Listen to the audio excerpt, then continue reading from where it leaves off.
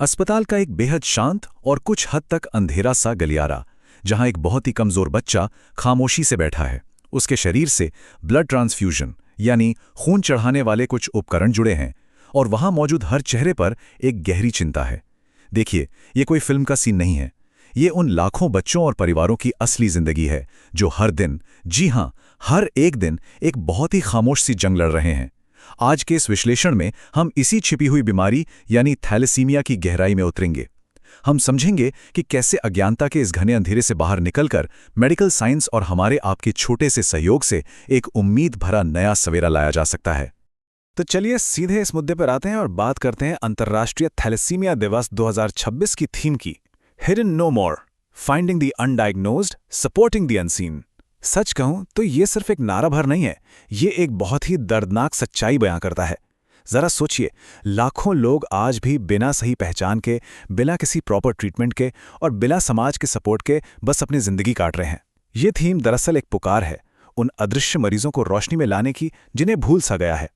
हम यहाँ उन मासूम जिंदगियों की बात कर रहे हैं जो हर पल अपनी ही रगों में बहते खून से संघर्ष कर रही हैं।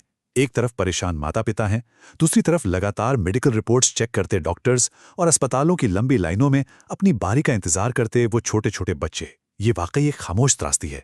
लेकिन यकीन मानिए, हमारी आज की ये चर्चा सिर्फ इस निराशा और अंधेरे तक रुकने वाली नहीं है।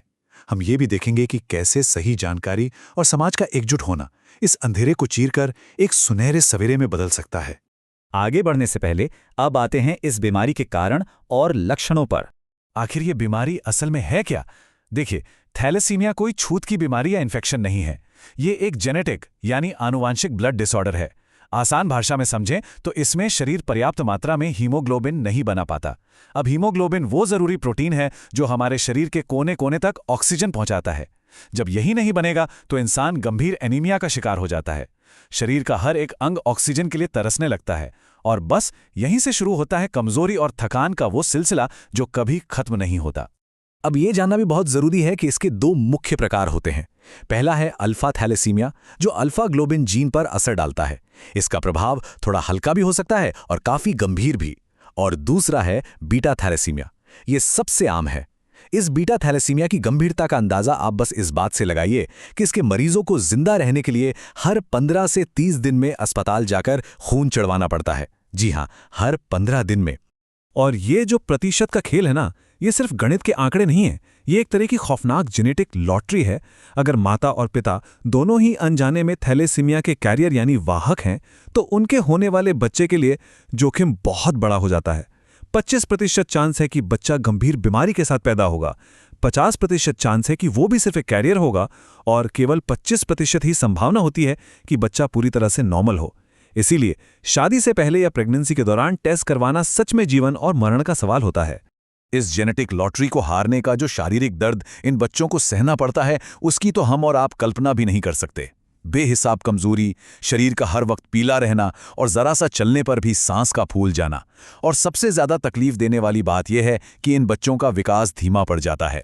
उनके चेहरे की हड्डियों की बनावट तक बदलने लगती है। पेट या तिल्ली का साइज बढ़ जाता है। जहां इन बच्चों को खेल के मैदान में होना चाहिए, वहां इनका बचपन अस्पतालों के बिस्तरों और सिरिंज के दर्द के बीच उलझ कर रह जाता है। अब सवाल उठता है समाज और हमारी स्वास्थ्य व्यवस्था की चुनौतियों का। मन में सवाल आना बहुत लाजमी है कि जब मेडिकल साइंस ने इतनी तरक्की कर ली है तो फिर इतना दुख क्यों? असल में हमारी मौजूदा व्यवस्था में कई भारी कमियां हैं। हमारे पास राष्ट्रीय स्तर पर पर्याप्त स्क्रीनिंग प्रोग्राम्स ही नहीं हैं। खासकर गांव में तो जांच सुविधाओं का नामो निशान नहीं है। मरीजों का कोई प्रॉपर रिकॉर्ड तक मेंटेन नहीं होता। और तो और समाज में इस बीमारी को लेकर इतना डर और कलंक है कि परिवार अक्सर इसे छुपाने पर मजबूर हो जाते हैं। आर्थिक और मानसिक तनाव तो खैर अपनी जगह है ही, और इसी वजह से ये बीमारी पीढ़ी दर पीढ़ी चुपचाप फैलती रहती है। लेकिन उम्मीद अभी बाकी है। चलिए अब समझते हैं समय पर जांच के महत्व को। अगर हम सही वक्त पर कुछ कदम उठाएं तो ये किसी मजबूत सुरक्षा कवच से कम नहीं है। ये बहुत ही सीधे से कदम है। शुरुआत होती है एक बहुत ही बेसिक सीबीसी टेस्ट से, उसके बाद एचपी इलेक्ट्रोफोरेसिस, फिर जेनेटिक टेस्टिंग और आखिर में प्रसव पूर्व निदान। अगर ये जांच सही समय पर कर ली जाए ना, तो भविष्य में होने वाले गंभीर मामलों को 100% टाला जा सकता है। परिवारों को सही गाइडेंस मिल जाती है। देखा जाए तो ये सिर्फ टेस्ट नहीं है, ये आने वाली पीढ़ियों को सुरक्षित करने की मास्टर चाबी है। अब इस अंधेरे से निकलकर उस सुनहरे सवेरे की तरफ बढ़ते हैं। बात करते हैं आधुनिक तकनीक और नए समाधानों की। सच कहूं तो आज के समय में मेडिकल साइंस ने सच में चमत्कार कर दिए हैं। इन आधुनिक तकनीकों ने थैलेसीमिया को एक लाइलाज बीमारी से एक मैनेज होने वाली और यहां तक कि ठीक हो सकने वाली स्थिति में बदल दिया है। नेक्स्ट जनरेशन सीक्वेंसिंग जैसी एडवांस टेक्नोलॉजी से बीमारी का एकदम सटीक पता चल जाता है। और सबसे बड़ी उम्मीद की किरण तो बोन मैरो ट्रांसप्लांट है, जो इस बीमारी को जड़ से खत्म करने की ताकत रखता है। विज्ञान ने तो अपना काम बखूबी कर दिया है। अब बारी हमारी है। हमें आगे आकर उन अनदेखे लोगों का समर्थन करना होगा जिन्हें समाज अक्सर भूल जाता है। देखिए, सिर्फ मशीनें और तकनीक इस लड़ाई को नहीं जीत सकती। हमें 2 मोर्चों पर एक साथ काम करना होगा। पहला है संस्थागत स्तर, यानी सरकार, स्कूल और अस्पतालों को मिलकर जागरूकता अभियान चलाने होंगे, गांव में स्वास्थ्य सेवाएं पहुंचानी होंगी और मुफ्त जांच कैंप लगाने होंगे।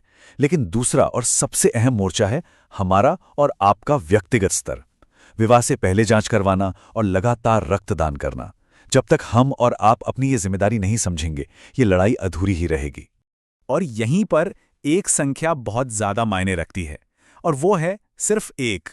सुनने में ये बहुत ही छोटा सा नंबर लगता है ना, लेकिन सच्चाई तो ये है कि आपके द्वारा दान किया गया खून का सिर्फ 1 यूनिट किसी भी मरीज के लिए साक्षात जीवनदान साबित हो सकता है। वो 1 यूनिट खून अस्पताल में जिंदगी की जंग लड़ रहे उस मासूम बच्चे के चेहरे पर फिर से मुस्कान ला सकता है। ये 1 यूनिट सच में जादू कर सकता है। तो इस पूरी चर्चा के अंत में एक बहुत ही बड़ा और चुभने वाला सवाल हमारे सामने खड़ा है। क्या हम अज्ञानता के उसी अंधेरे में रहना पसंद करेंगे या फिर हम सब मिलकर बाहर निकलेंगे?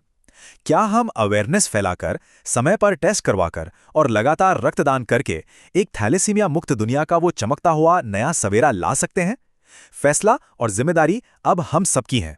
जागरूक बनिए, जांच करवाइए और आगे बढ़कर अपना योगदान दीजिए। इसी उम्मीद के साथ आज का ये विश्लेषण हम यहीं समाप्त करते हैं।